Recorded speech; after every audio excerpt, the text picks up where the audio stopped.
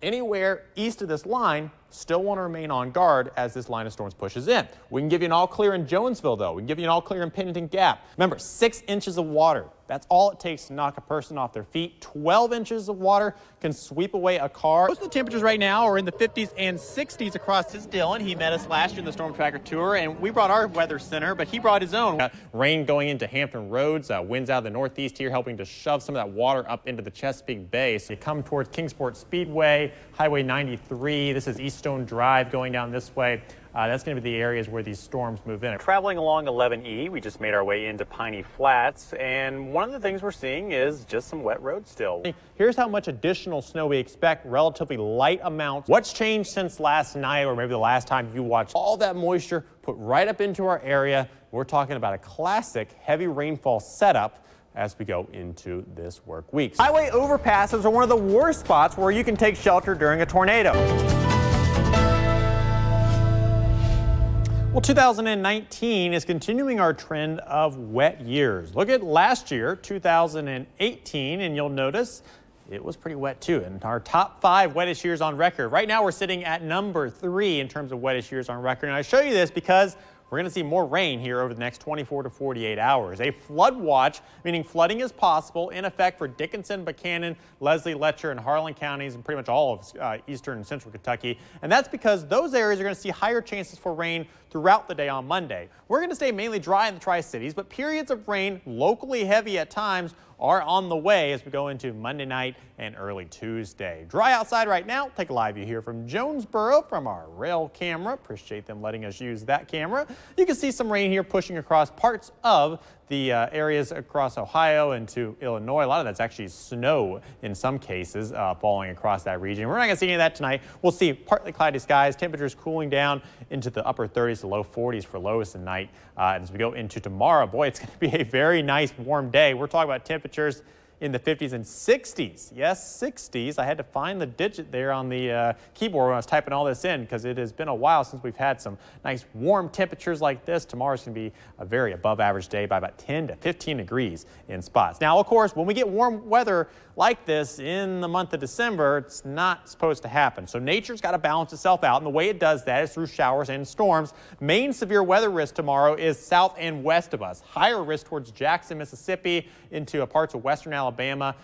Zooming in closer to home here, you'll notice the level 1 risk does not extend up into our area. It gets almost as close as Knoxville, but I can still see a couple showers and storms forming tomorrow, especially late into the evening and overnight, that could produce some gusty winds and some rumbles of thunder. I asked earlier on my Facebook page if you believe the old wise tale or the rule of thumb that when we get thunder, it snows shortly after. We'll have to see if that works out. Doesn't always work out when you look at the record books, but interesting to track either way. Certainly we do get some thunder tomorrow night. Here's the rain by 3:30 in the morning. Notice Kentucky and parts of southwest Virginia are already getting in on some of that rain, and that's what's going to be going on through the morning hours. A spotty shower or two possible across the valleys, but periods of rain locally heavy across Kentucky and into a few counties there along the Virginia-Kentucky line through the day on Monday. Now that rain system advances off towards the east by around 8 o'clock, moving into the Tri-Cities between around 8 and midnight tomorrow with pockets of moderate to at times heavy rain, and that lasts in scattered nature through the overnight and into the day on Tuesday. Now then on Tuesday, colder air comes in,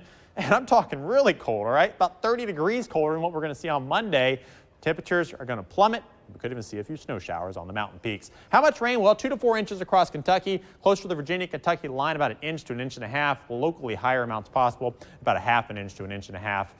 Expected across the Tri-Cities area. 7-day forecast looks like this. Notice, as I talked about, temperatures on Tuesday down to 45 for a high. That's because they're going to be falling through much of the day. Let's show you that. As we start off in the morning, what we're going to notice is temperatures actually warmer than we will see late in the afternoon. By around lunchtime, we'll already be down into the mid-40s to low 40s across the area. And here is Tuesday evening around 5 o'clock. Temperatures already in the 30s and low 40s. So a very chilly day Tuesday, breezy as well, which will make it feel even colder when you combine the wind and the temperatures together there. It'll feel like at times the low 30s, if not below freezing. Somewhere on this planet at any given second, 100 lightning bolts are striking the Earth's surface with a temperature that is hotter than the surface of the sun. That's scary stuff. So it's no wonder that people are afraid of storms.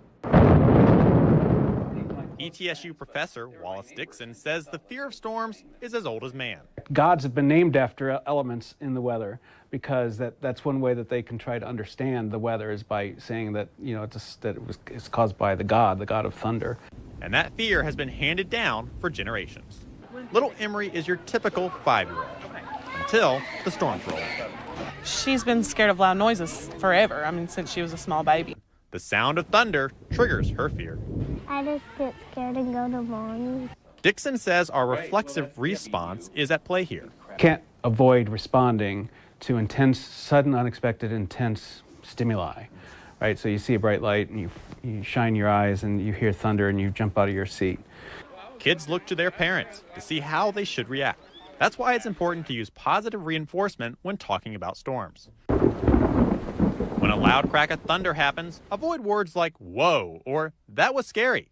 Instead, say phrases such as that was cool or that was a good one. Another tip, make storm time interesting. Build a blanket for it ahead of time, complete with all the necessary storm supplies, such as a flashlight, a favorite toy or game for the kids, and some snacks. That way, when the storms roll in, they're not as scary. For adults, the fear of storms can cause even more problems. Disruptions to their lives, work, or families can occur. Lynn Carricker's fear of storms developed as a child, but continued into her adult life. I think it has a lot to do more now with social media because you can't not get away from it. Seeing images of destruction can cause you to think differently, says Professor Dixon. Your anchor of what the definition of a storm is has been pulled into the direction of more devastation because of the availability of the images that you have. Remember, knowledge is power. Knowing the difference between a watch and a warning can help ease your fears.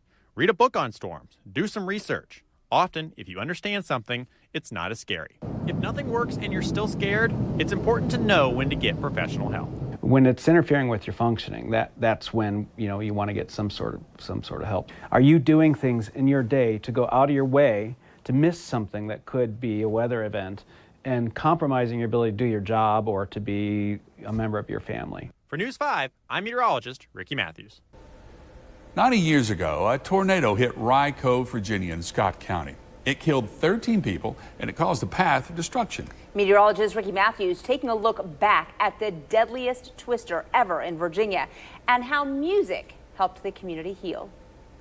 Rye Cove, Rye Cove, Rye Cove, Rye Cove. Leafy, come up here just a minute and tell these folks about that number you just sang, will you? Thank you, Brother Bill. That was a tragedy song that I composed about a cyclone that came through Scott County, Virginia, and killed probably 20 or 25 little school children. Thursday, May 2nd, 1929, a day many in Rye Cove thought was unthinkable. Everybody was stunned by it, I think. In reading about it, it stretched evidently at one point, or started in Oklahoma and made its way all the way to Maryland. And then when it hit Rye Cove, it was categorized as an F2, which I have never heard of around here in my lifetime. Early in the afternoon, a twister descended from the clouds. When the tornado touched down in Rye Cove, there was little warning. 1929 was way before tornado warnings were ever issued and before weather radar was invented. The twister hit the Rye Cove schoolhouse, where recess had just ended. The storm struck with such a force, it flattened the school. In those days, word traveled slow. Aid was slow to arrive at first, but nearby was a man many are familiar with, AP Carter. He heard about the cyclone and all the destruction, so he just made his way over to help with the relief efforts. Following the storm, AP wrote a song called The Cyclone of Rye Cove. Rye Cove, Rye Cove, Rye Cove, Rye Cove, God bless my childhood and home. He was kind of private and guarded, but through music he could say the things that maybe he would not say otherwise. But I was looking, calculating, of course he was born in 1891, he would have been 37 years old at the time in 1929. So he would have had 3 children who were roughly the same ages of the children who were killed and injured. So naturally, of course, being the good Christian man that he was, he wanted to do everything that he could. The F3 tornado killed 13 people, 12 students and a teacher. 54 people were injured. To this day, the twister is still the deadliest in Virginia history.